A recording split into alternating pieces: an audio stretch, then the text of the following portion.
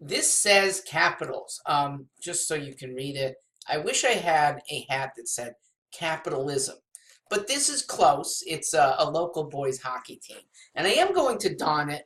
You've seen this before, sort of like Jews don yarmulkes to respect the Lord's presence.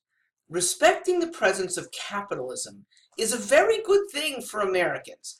I'm Mark Greenstein, and let me get into why I'm talking about this. For the second time in a year, this awful, stupid statement hits me. It was an article by Keith Fanoff and Clarice Silber, and it's not their statement, okay? Kudos to them for bringing it forward. It's a professor who I will not name, and I kind of like him, and he's from Connecticut, saying something that you have to dismiss, that wealth inequality is bringing the world down. Nothing could be further from the truth. Inequality is a consequence of some very good things, the best of them being capitalism. Individualism goes along with it. The ability to use your labor to make a better life for yourself and your community, if you and other people in the community so want it. But uplifting yourself almost always uplifts others. And even if it doesn't uplift others, uplifting yourself is better than not uplifting yourself. Inequality is a natural consequence of allowing people to be as productive as possible. What would this professor prefer? Equality that is measured and managed and enforced by governments? Look what that would mean. You who might be watching this video on a sophisticated computer can't have that. Sorry, because some people do not have computers, so we must go to equality. You who send your kids to schools that are fairly well funded and do well for the kids. Nope, can't have those schools. Sorry. You must have equal schools because there are people in Guatemala with lousy schools, and you better be at their level. The inequality that exists in the world is a good result compared to every other possibility. The United States is a very wealthy country compared to the rest of the world, and the world is better off for it. Lest you think that without a wealthy Western world, that the rest of the world would be happier, think again. The United States, the wealthiest country probably in history, is responsible for elevating the condition, the life expectancy, the commerce, and the health of almost every nation. The few that don't want to deal with us suffer, okay? Tanzania does almost no commerce with the Western world. Life expectancy there is about 42, okay? We don't even know what life expectancy is like in North Korea and Albania.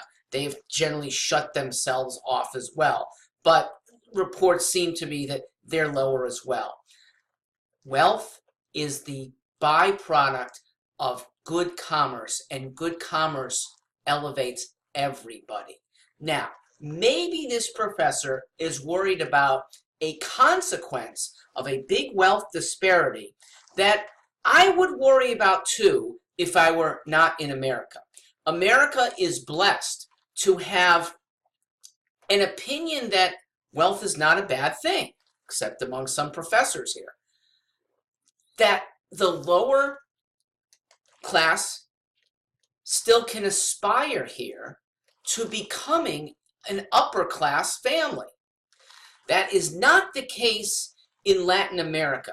And there is such an animosity that the wealthy families have armed guards to keep the masses from invading their cities or their individual homes. Okay, that's a bad thing. But remember, they are wealthy largely because of heredity, okay, inherited fortunes, and they keep their wealth in part by repressive governments.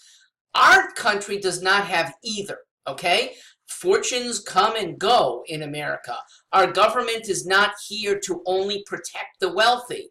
So that jealousy that does exist in some countries, and yes, it can lead to mayhem there, doesn't happen here. I am not afraid of disparities in wealth. And look, I revel in it. If I have gone from only owning a bicycle for transportation, and thanks to new wealth that my employer found to enrich himself, but also pay me more, now I can drive a car. Cheap car, but a lot better than a bicycle.